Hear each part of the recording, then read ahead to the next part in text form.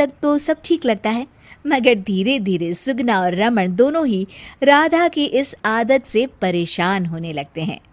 राधा, मैं मानता हूँ हमें फिटनेस के प्रति सजग रहना चाहिए, मगर बाकी की चीज़ें भी खानी उतनी ही ज़रूरी है। रोज़ रोज़ प्रोटीन सलाद थोड़ी ना खाया जाता है। आपको तो खुद तला फला खाना है, माँ जी का तो आप बस बहाना बना रहे हो। देखो जी, जो आप खाते हो आप वही बन जाते हो। अरे मुझे ये सब ज्ञान मत दो राधा, मैं बस ये कहने की कोशिश कर रहा हूँ कि हर चीज़ खानी ज़रूरी होती है। तेल और घी भी खाना ज़रूरी होता है एक मात्रा में। खैर, तुम नहीं समझोगी। कुछ दिनों बाद तीज आने वाली होती है और सुगना अपने दोस्तों के लिए तीज पार्टी रखती है। अरे बहू, आज तीज है और मैंने कुछ सहेलियों को खाने पर बुलाया है। कुछ अच्छा सा उन सब के लिए पकाना। ठीक है माँ जी। शाम को सुगना की सब दोस्त आ जाती हैं। सुगना सबको अपनी बहू से मिलवाती है। अरे वाह सुगना, तुम्हारी बहू तो बहुत ही खूबसूरत है। सिर्फ खूबसूरत ही है या गुनी भी?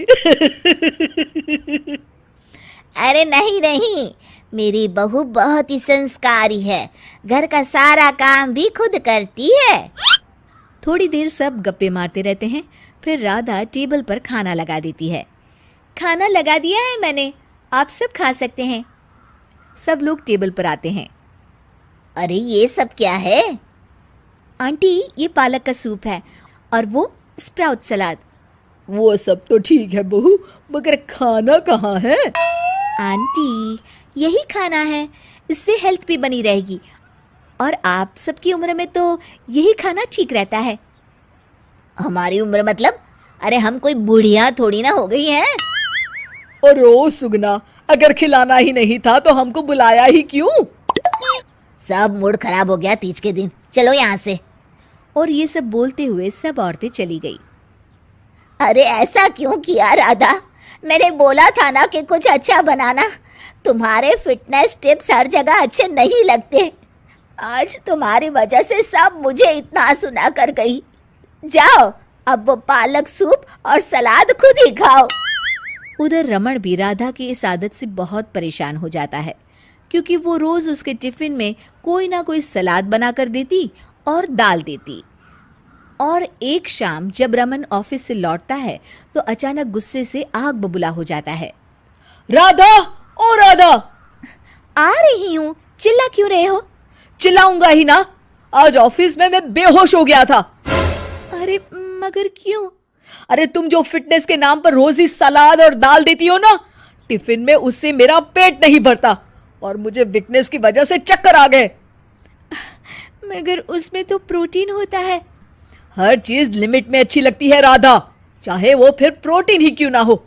उसके अलावा भी सबकी मात्रा खाने में जानी चाहिए। मैं तो बस आप सबकी सेहत के लिए ये सब करती हूँ। अरे इतना भी मत करो, हमें खुला छोड़ दो थोड़ा। थोड़े दिनों बाद एक दिन जब सुगना मंदिर से लौटकर आ रही होती है तो अचानक से गिर जाती है और उसकी सब उंगलियां और हाथ पैर जोर से अकड़ जाते हैं। कुछ लोग मिलकर उसे घर छोड़ जाते हैं। घबराई हुई राधा तुरंत डॉक्टर को बुलाती है। डॉक्टर साहब, माँ जी को क्या हो गया है? इनका पूरा चेकअप करना होगा। वैसे तो मुझे लग रहा है कि इनको गठिया हुआ है, इतना तो पता चल रहा है। गठिया? बाप रे! हाँ, गठिया। इनके घुटनों और सभी जोड़ों में जो लचक, जो चलने फिरने के लिए ऑयल चाहिए ना, वो अब नहीं है। अरे कैसी बातें कर रहे हैं आप? मैं तो इनकी सेहत का बहुत ख्याल रखती हूँ, रोज प्रोटीन सलाद खिलाती हूँ और सूप भी। मतलब ये बिल्कुल भी ऑयल या घी नहीं खाती? नहीं नहीं। अरे कैसी बातें कर रही हैं आप? खाने में एक मात्रा में घी या ऑयल का होना बहुत ही आवश्यक होता है। अगर वो पेट में नहीं जाएगा तो जोड़ों में जो ग्रीस होता है वो खत्म हो जाता है। ओह, ऐसा क्या डॉक्टर? माँ जी ठीक तो हो जाएंगी ना? हाँ हाँ, हो जाएगी। थोड़ी देर बाद रमन भी ऑफिस से आ जाता है। क्या हुआ माँ? कुछ नहीं बेटा, बस ऐसे ही गिर गई थी। ये सब मेरी गलती की वजह से हो रहा है, मुझे माफ कर दीजिए आप दोनों। राधा रमन को सब कुछ बताती है। I am sorry Raman. अति हर चीज की बुरी होती है राधा, इसलिए मैं तुमको बार बार बोला करता था। तुम्हारी फिटनेस के प्रति जागरूकता अच्छी लगती है, लेकिन शरीर में हर तरह की प्रोटीन जाना भी जरूरी है। जी, आप बिल्कुल सही कह रहे हैं। मुझे माफ़ कर दीजिए।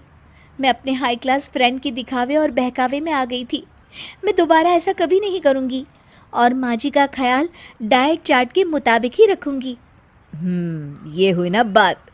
अब मेरे लिए आज अपने हाथों से देशी घी के गर्मा गर्म